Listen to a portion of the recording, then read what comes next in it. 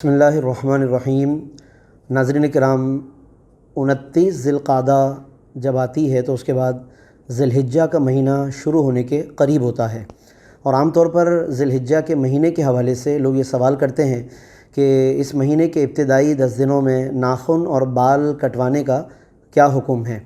تو ایک غلط فہمی جو عام طور پر لوگوں میں معروف ہے وہ یہ کہ لوگ یہ سمجھتے ہیں کہ یہ حکم یعنی بال اور ناخن کٹوانے کا جو حکم ہے وہ تمام لوگوں کے لیے ہے، جبکہ شرعی طور پر ایسا نہیں ہے۔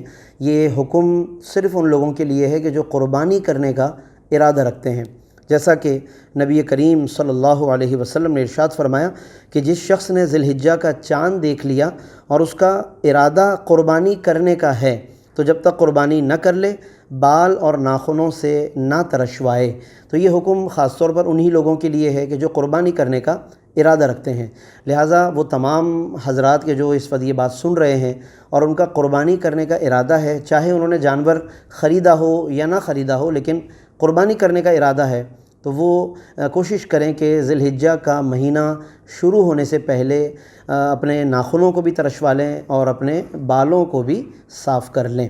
لیکن اس حوالے سے یہ ضرور یاد رکھیے کہ اس میں داڑھی کاٹنا شامل نہیں ہے۔ بعض اوقات نوجوان یہ سمجھتے ہیں کہ ہم نے ذی الحجہ شروع ہونے سے پہلے کوئی داڑھی کٹوا لینی ہے، شیو بنانی ہے، اور 10 دنوں کے بعد پھر 10 دنوں تک پابندی رہے گی داڑھی پر، اور اس کے بعد دوبارہ ہمارے لیے اجازت ہو جائے گی۔ تو ایسی کوئی بات نہیں ہے۔ جو چیز پہلے منع تھی شریعت میں وہ بعد میں بھی منع ہے اور وہ منع ہی رہتی ہے۔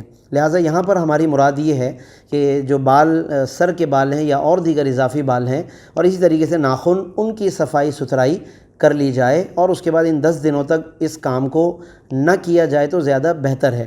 بعض لوگ یہ بھی پوچھتے ہیں کہ کیا یہ پابندی واجب کے درجے میں ہے، یعنی اگر کوئی 10 دنوں میں یہ بال کٹوا لیتا ہے، ناخن کاٹ لیتا ہے تو کوئی گناہ ہوگا یا نہیں؟ شرعی طور پر اس میں کوئی گناہ نہیں ہوگا، لیکن جتنا ہو سکے اس پر عمل کریں تو یہ زیادہ بہتر ہے۔ اسی طریقے سے ایک سوال یہ بھی کیا جاتا ہے کہ جو شخص قربانی کا ارادہ نہیں رکھتا یا طاقت نہیں رکھتا تو اس شخص کو اس کی فضیلت کیسے حاصل ہوگی؟ اس کے بارے میں الگ سے احادیث وارد ہوئی ہیں۔